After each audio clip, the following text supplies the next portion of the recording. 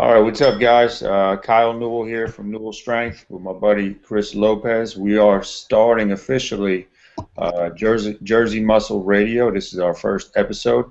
We will be discussing anything you can think of as far as body composition, physique enhancement, um, cosmetics, how your body looks. So just sit back and enjoy. I'll let Chris say a few things, and then we'll get rocking and rolling on the first episode. Hey guys, what's up? This is Chris Lopez. Just like Kyle said, we're going to be covering bodybuilding, strength training, everything in between, and probably some stuff that you may not be familiar with, or stuff that you guys are not sure that you can do as bodybuilders to help get you more muscle and get you a little leaner. So just hang tight and enjoy the first show. All right, so for today's topic, we are going to be talking about fat loss. With summer here, actually tomorrow. Tomorrow's June 21st. We'll talk about things that we've done and maybe some myths and whatnot. So, Chris, why don't you tell us? I know you've competed a few times. What have you found to be the best as far as diet-wise for fat loss? Um, Both times I competed, it was quite a few years ago. I think the last time was 2008, and I was doing the 5 or 6 meals a day like everybody does. I got pretty lean. Felt like crap, but it's part of the deal, right? But but that's all that I knew was there was no fasting, there was no intermittent fasting, there was no guys just weren't doing that type of dieting. I don't think most guys still are as far as bodybuilders go. I don't think they realize you can kind of take a fast day and it can kind of help you. But when I was competing, that's what I did was the 5 meals a day, eat every 2 hours, and that sort of stuff because that's what I was told to do. And I think there's still a lot of guys that still follow that kind of template because that's all they know. So there Yeah, aren't and I mean, option stuff. I remember the first time I competed, I had the guy, I hired some guy to help me out, and he basically starved me for 16 weeks. No calorie spikes, no refeeds. And that was probably the hardest prep I went through mentally. And it was terrible after the show because what wound up happening from dieting in such a deficit for so long was I gained 35 to 40 pounds within the next 3 or 4 days after the show. Yeah, you hit that So that was rebound. definitely, what's that? You hit that rebound. Yeah, the rebound. And it's, people don't really think about that, the damage that they're doing when they go into these severe deficits. Um, so this time around, I've been utilizing more of a cyclical type diet from Lyle McDonald. Scott Abel's also got some stuff I've used before, but basically, I'll diet really hard 4 or 5 days of the week, low calories. I'm talking like 1,600 calories a day for a guy my size. I'm 215 pounds. Very low carb. Then on Sundays, I increase it. I try to take in 1,200 to 1,400 grams of carbs, proteins around 200 grams. I keep the fat low so that those carbs cannot get stored as fat, but they re-up thyroid, leptin, growth hormone, all that stuff, and it kind of allows the fat loss process to continue on. So it's not traditional. I'm sure, like we were saying, a lot of people think when you diet, you can't refeed, but I think there's definitely a necessary need for it. Absolutely, and it's funny you say that. You just saying that actually made me think. When I did my first competition, I thought I needed to do very low carbs, and I got to a point where I was probably eating 1,400 calories a day with no refeeds. So Wow. I got because I didn't know what I was doing. You know what I mean? I was clueless. I didn't have a coach. Like I was just reading forums and like different websites and just stuff people told me to do on forums. And I showed up to the show. I was bloated. I still probably could have lost. I was definitely not in the shape I should have been for that first one. But like you said, the refeeds are necessary, especially if you're on a low carb diet. And you know, you can only be in a deficit for so long before your body kind of gives you the finger. And people kind of have to take that into account. There's no right or wrong way to diet. There's no like holy grail of dieting. You just kind of have to figure out what's going to fit your lifestyle and figure out what you're capable of doing. You could still get really lean eating 5, 6 meals a day, um, but at the same time, you could still get really lean and fast in the morning and then have your meals, 2 or 3 big meals in the evening. It's still possible. It just matters what you can do. So Yeah, and I think you said everybody's different. Stuff's going to work for different people. And I think when people talk about fat loss, they have, that people that have never really gotten super lean, they don't realize that it's, I don't want to call it painful, but from when you competed, but it is painful to get down to, 4 or 5% body fat, fine, man. Absolutely. you know, and it's, Um, if people don't realize that, I think they have unrealistic expectations. Okay, how lean do you want to get, and is that even achievable for their body type? Some people, it's not possible. you know what I find with people too, and it pisses me off is there's guys giving fat loss advice that have been ripped their entire life. like they're telling people how to get under 10% body fat, and they've been 6% or 8% their entire life. They can eat whatever they want. You know what I mean? And they're giving fat loss advice. They're the wrong people to be giving fat loss advice because they've looked like that their entire life. So of course whatever they say is going to work because it's they've never had to really go through that grind. Um, so just kind of be careful on who you listen to too. Yeah, I found that in particular too. Me and you are both business owners. We actually have a training background or whatnot, but I see at a lot of the shows, you get bodybuilders that become personal trainers, and it's like they take their success, and people think their success equates to expertise. When, like you're saying, these guys are, it's a God-given gift. I mean, some of Yeah, these guys are eating yeah, 5,000 calories and staying lean, or that's their dieting down is 5,000 calories. Well, right. that's not going to work for 99.9% of the people. We're the guys who don't do cardio or conditioning to get lean. Like there's a lot of pros I know who don't do cardio. Yeah, yeah. It's just I the way mean, way it is. it is, yeah, and I think that's a whole different topic. Is for the average, it depends on who we're talking about. For the average person, if they want to get lean, traditional cardio is not the most efficient because timing wise. But if you're trying to get, for a male, let's say below 8%, what I found is your energy stores are going to be very low. You're just overall energy. Um, so you're going to have to utilize slow, long distance cardio some of the times. You could throw in 1 or 2 days of interval training, which is what I've been doing, but it's very taxing on the nervous system. Um, but you also got to realize, with the contest coming up, I've been devoting 2.5 hours a day to my training, where that's not realistic for most people that are after fat loss. Right. Right. Yeah, bodybuilding is a different ballgame. If you're, especially if you're competing, I mean, there's just stuff that goes with the territory that you just have to deal with. It's if you're going to compete, it's a priority, and it's going to pull rank over a lot of other things, and you just have to be okay with that. It's just the way it is. I mean, if you're just looking to get lean for summer, you don't obviously you don't have to do 2, 3 hours of training a day. But if you're looking to compete, you kind of have to bite the bullet there and just do it. Because if you're not doing it, somebody else is going to be doing it. Exactly.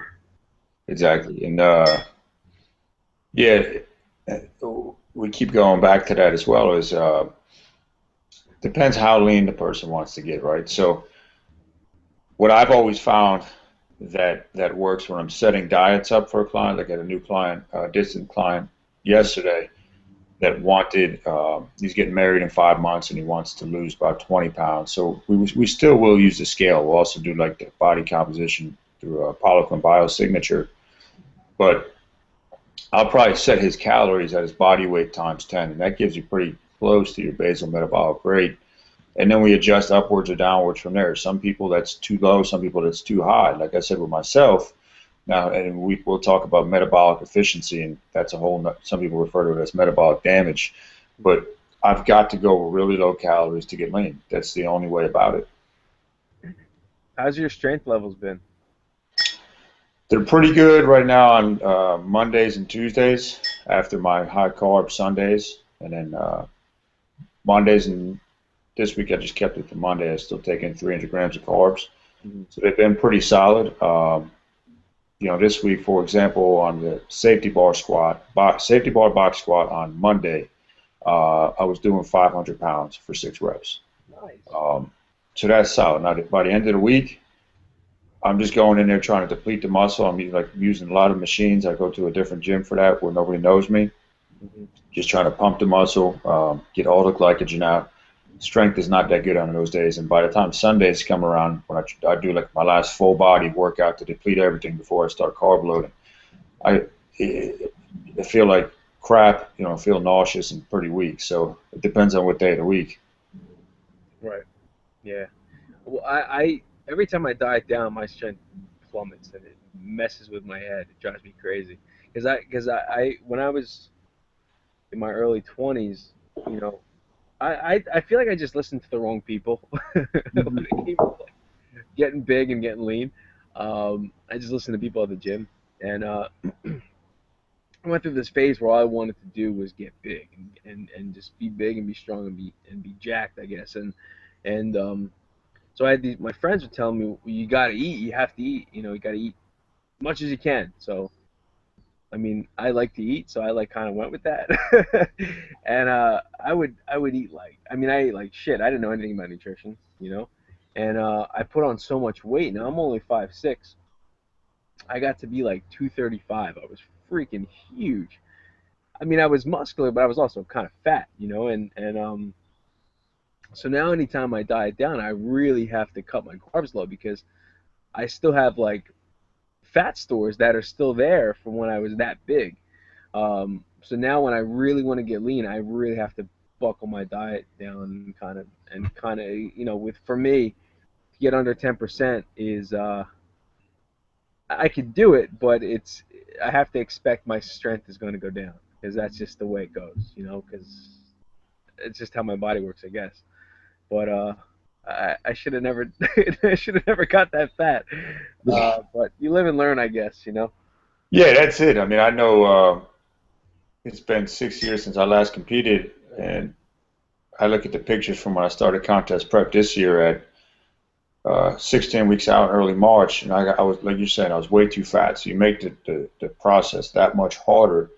And kind of like yourself, Chris, like um, I think throughout the years, dieting in the wrong way for bodybuilding shows, I've created, and it sounds like you have too, like that metabolic, people call it damage, I call it efficiency, where your body is so good at utilizing the calories that you have to eat a very low amount if we want to strip off the body fat, because you have to be in a deficit to get body fat off. And I've been experimenting with people at the gym, mostly the females, as far as increasing their calories slowly, like 10 grams of carbs a week, because a lot of females don't eat enough. And it's been working pretty well with some of them, where they're actually changing their composition, little fat's coming off. Now, scientifically, uh, it kind of violates the law of thermodynamics.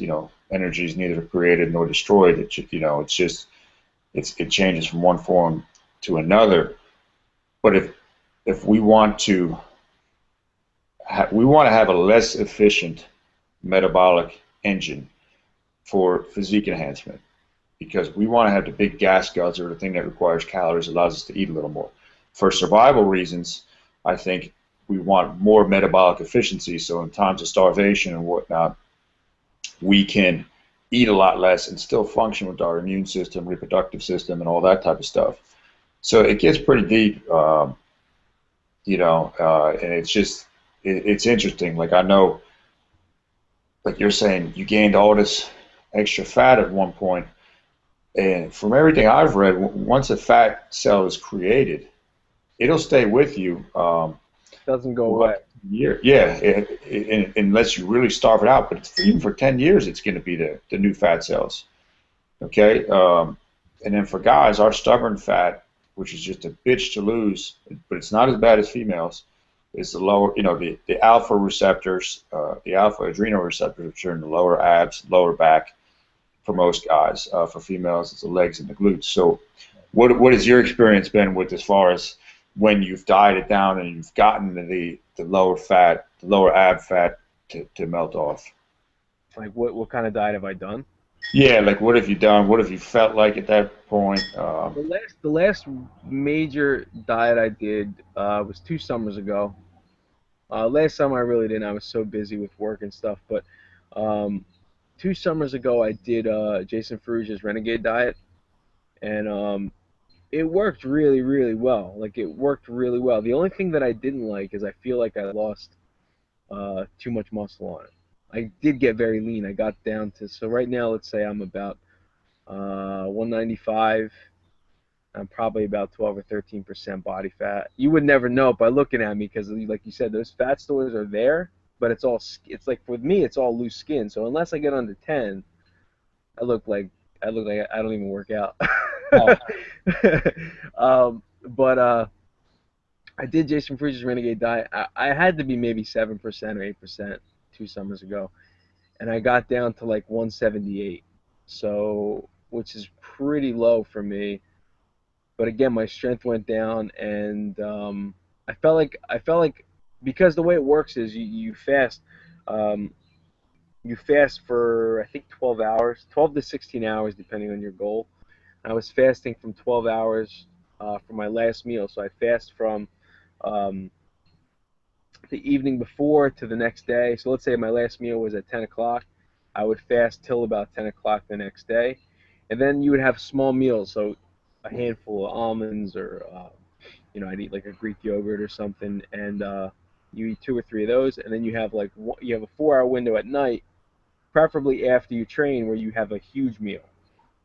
But for me, I feel like maybe it wasn't enough calories. I don't know. I don't know. I was doing conditioning in the morning right before my first snack too, so maybe I was doing too much conditioning. I don't know, but I looked good. I looked really good, but I felt kind of weak. My lifts went down, and I definitely feel like I lost size. But it's all trial and error. You got to kind of figure out. People forget too. Like there's a lot of books that are like 12-week diets and 10-week diets, and same thing with training. And I try and tell people it's a constant reassessment. Like you can't just take a 12-week diet plan and just go with it until it's done. You have to kind of see how it's working and kind of like take notes on it, or mental notes at least, and see kind of what's working and what's not working and tweak it as you go, because 12 weeks is a long time. That's like 3 months. yeah, If you're just following this diet by the book, you're really not helping yourself. You're kind of like being like a little bit mindless about it. You kind of have to, you just kind of know that it's okay to make changes to these things based on how you feel, based on how you look. I know a lot of guys who compete, they base their refeed days on how they look that day. They see how they look, and if they're looking a little flat, they'll up the carbs the next day. So it's not set in stone. These 10 or 12 week diets are not set in stone. You can absolutely change them a little bit, based on what you see in the mirror. And people just need to remember that. So I yeah, totally forgot that with the Renegade diet. Like I just went for it, but I learned from my mistakes. Like I got, I didn't get scrawny, but I wasn't as big as I thought I would be, and definitely wasn't as strong. So yeah, and it's like you're saying, it's. I think people want a linear process to fat loss, and it doesn't work that way. I just finished reading it was a chaos diet by Anthony Michael. And it's pretty interesting because he incorporates a lot of intermittent fasting, but basically you're going, and this is where the scale gets a bad rap sometimes, and I think it is a bad tool for females because it plays big time mind games with them. But we know because we've been doing it so long is if the scale's going too far one way, we got to cut back temporarily. If we're dropping or we're not or we're feeling weak or whatnot, then we have to increase calories. So his chaos thing, it all is based on intermittent fasting, but it's a fluid process, like you're saying. It's up and down. Some days, depending how you feel, it's going to be higher calories. Some days it's going to be lower calories. And as far as the intermittent fasting, I know we talked privately, me and you, it goes against everything in bodybuilding, but the past 2 months, that's what I've been doing. for a few reasons. First, I eat 16 hours after my last meal. It allows growth hormone to be much higher. It allows me to be much more productive in the morning too. So I'm going to continue that as a lifestyle after the contest this weekend and next weekend. And secondly, like on my really low calorie, low carb days, like today was one of them, I'll get to have two pretty decent sized meals, which seems to work a lot better with me than these 5 or 6 little small meals. Again, it's a personal preference. But my first meal today will be a pound of chicken breast, a cup of oatmeal, veggies, and some sauerkraut. So you can eat a pound of chicken. I mean, it puts a dent in the hunger and holds me over until I eat again around 8 o'clock tonight.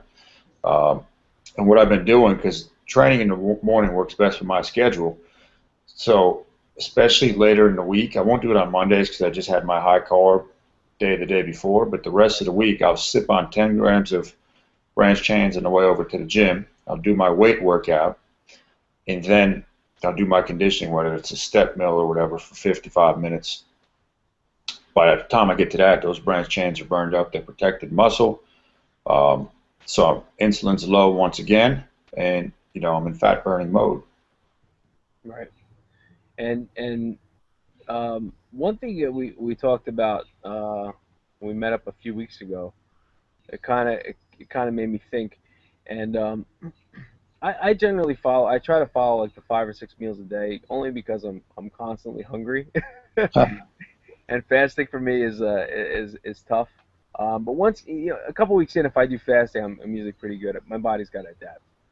But one thing that you told me, and it made sense, and I didn't think of it that way, is you read these muscle magazines, right? These mainstream muscle magazines that are all about bodybuilding and they're hardcore and whatever. A lot of them preach the 5 or 6 meals a day, and you raised a good point, saying that it was because of supplement sales. They want you to drink shakes 5 or 6 meals a day. There shakes in with those meals, and it makes complete sense. Um, so, you know, just be careful. Like I said earlier, be careful who you listen to. I mean, there's always like another agenda, especially in like this industry. Um, there's always some hidden agenda somewhere, and you may not even be aware of it. Because I wasn't even aware of it. I mean, I didn't even think of it that way. You raised that point, and I was like, oh, that makes sense. So Yeah, yeah, you always got to, and who's putting the message out there, who's funding the research, um, and traditionalism. This dogmatic approach that a lot of these people use. "Oh, I'm going to do it because that's the way it's always been done." Well, you got to constantly reevaluate your thought process. So for me, if you asked me intermittent fasting a few years ago, I'd tell you you're crazy. It's nuts. But then as you grow as a coach and you're trying to do different things, you start figuring out what's best for the health. And again, yeah, it's people need the ability to think for themselves or to find coaches out there that are going to think outside the box and keep pushing the envelope and not be scared to change their mind. I know Mike Boyle always says, "Yeah, I changed my mind. It's my right to change my mind as I learn and I grow." I mean, that's the whole point. A lot of people don't do that. Um, One more thing I want to talk about, and I'll get your input on it too. I know Charles Poliquin, who brilliant. I saw him a few times. I talked about biosignature. He says if you stay at a certain body fat, I think he says for up to 18 months, that'll kind of be the new set point for you, meaning that's where your body will be comfortable. I know Martin Bierkan from, hope I said that right. I was confused his last name, but from Lean Gains, that guy maintains, I think, 5 to 7% year round now after experimenting with intermittent fasting for I don't know, 5, 6 years he's been doing it, and it seems to have really reset him because he wasn't a naturally lean guy. 5 to 7%. Yeah, Wow. I mean, it makes complete sense. Your body is constantly adapting. Your body's very, very smart um, at adapting and changing the way it does things to become more efficient. So, I mean, I didn't hear Paul Consway say that. I'm sure he did, but it makes complete sense. I mean, 18 months is a long time. If you could hang on to that, that particular body fat percentage for a while, I could see it being beneficial. But I could see that. It makes sense. It makes sense. Yeah, and I know he talks about. I don't see it in my gym, but he talks about every male should be 12% or below. If one of his male athletes is 12%, he considers him as fat. Uh, Really? yeah, so he wants all his pro athletes, 8% or less.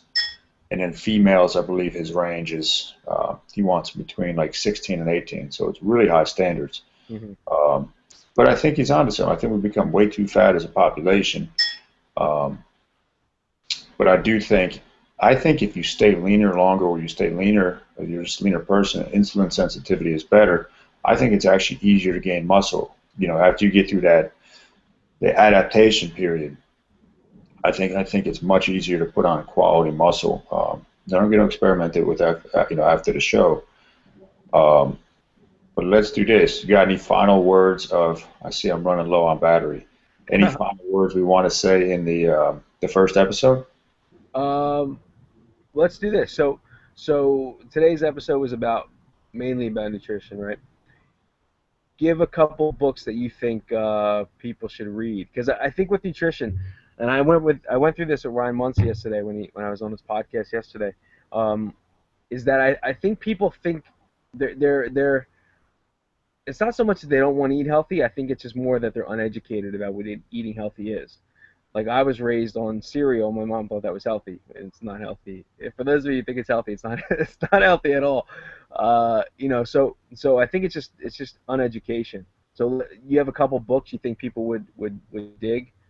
Yeah, stuff I've been reading lately that kind of most people wouldn't know these people, but I believe it's Eat, Stop, Eat by Brad Pillon, Pilon, or it's two L's, which is all about intermittent fasting.